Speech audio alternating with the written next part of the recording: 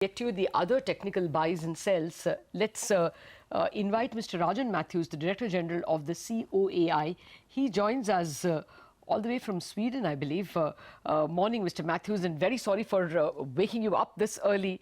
But the recommendations coming from the TRAI mean quite a huge penalty for the operators who apparently have failed to provide interconnect. Will this go as is, or do you think the operators will contest it? So first of all, we are disappointed at the amount of the recommended penalty that's imposed. It's a very large amount for the operators. The TRAI has made those recommendations to the DoT. The DoT will obviously review this in the context of the license conditions and then make a call. So we'll have to wait to see how the DoT processes its recommendation. Mm-hmm.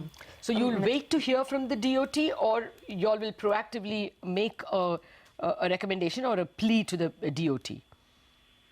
So at this particular point, COAI is not directly involved. This is a bilateral issue between operators, and the responses from the individual operators to TRAI's show cause notice is a sort of bilateral issue between the TRAI and the operators. And we as COAI don't get involved at that level. And so we really don't know the particular reasons and rationale that TRAI has used to come to its conclusion that there was a failure to provide adequate COIs. So COIs have been provided. The issue is that the quality of service between the operators has not met the quality of standards determined by TRAI. Mathews, good morning. Have there been past instances of such a high levy imposed on any of these telcos, and how have the telcos reacted in the past? Certainly, this quantum of and levy of penalty has not been imposed on a situation such as a point of interconnect.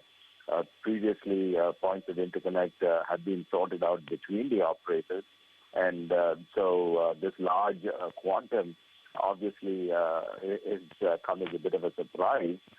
So we'll see what the DoT has to do in terms of the recommendation. But certainly, this is clearly not a usual type of a penalty amount that has been imposed.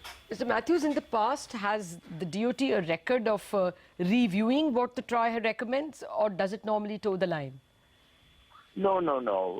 The DoT has always exercised its own judgment in terms of the review of the recommendations made by TRAI. There are several instances when pricing, for example, on spectrum has been modified based on the initial recommendation. The DoT obviously takes that up all the way to the Telecom Commission.